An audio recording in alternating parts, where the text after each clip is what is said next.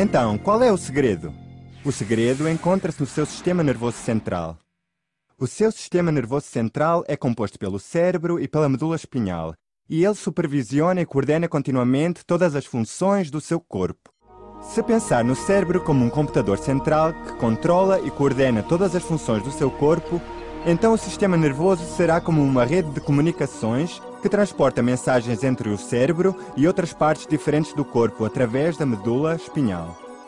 A medula espinhal é um longo feixe de tecido nervoso que se estende desde a parte inferior do cérebro para baixo através da coluna. Pelo caminho, pequenos feixes se ramificam, saindo da coluna por entre cada vértebra móvel.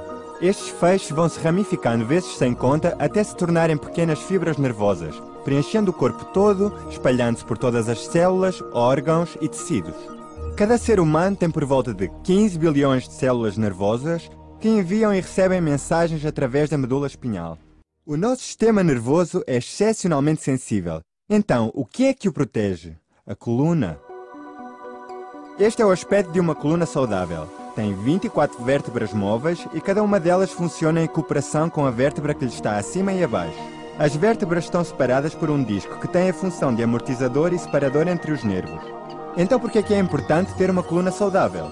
Esta protege a medula espinhal e o sensível tecido nervoso, permitindo-nos estender, dobrar, contorcer e mover livremente, sem comprometermos os nervos. Se a coluna não se movimentar livremente, dá-se um complexo de subluxação vertebral, ou somente uma subluxação. Está certo? Subluxação. Existe mais alguma palavra para isto? Não? Está bem. Isto acontece quando duas ou mais vértebras já não se encontram na sua posição normal e não se movimentam normalmente, provocando interferências no funcionamento do sistema nervoso e na comunicação entre o cérebro e o corpo e vice-versa.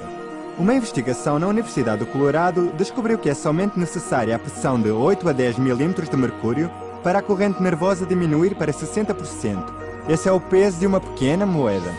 Compressão pode existir sem dor, o que significa que o lugar até onde o nervo leva pode estar privado até 60% do apoio deste, e talvez sem você se aperceber. Este caso é conhecido como subluxação silenciosa. E o que é que acontece quando se dá uma subluxação?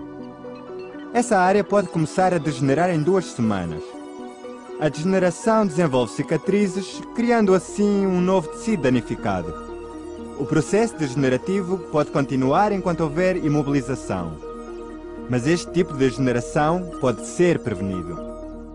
A degeneração da coluna não tem nada a ver com a idade de uma pessoa. É possível ter uma pessoa de 60 anos com uma coluna saudável ou uma criança de 10 anos com uma coluna que já demonstra sinais de degeneração. Tudo depende de como e quando é que a subluxação aconteceu.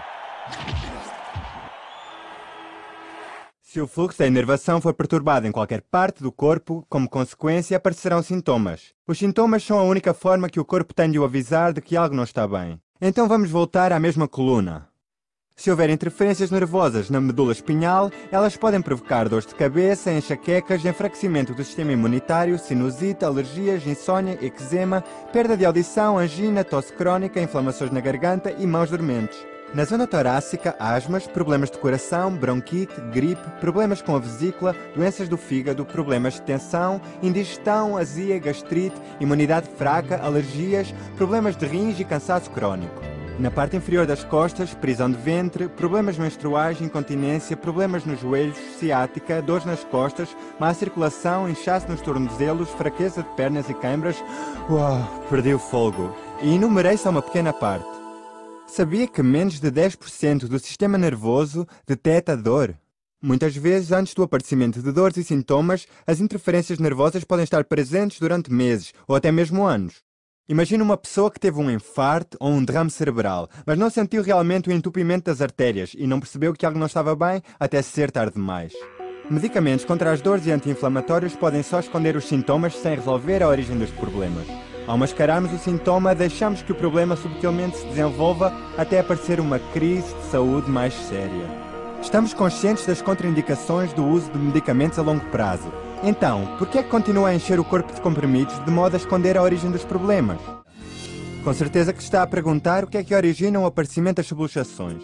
Jardinagem, desporto, trabalho em frente ao computador, gravidez, levantamento inapropriado de pesos, discussões, aditivos na alimentação, parto, má postura, só para enumerar algumas causas.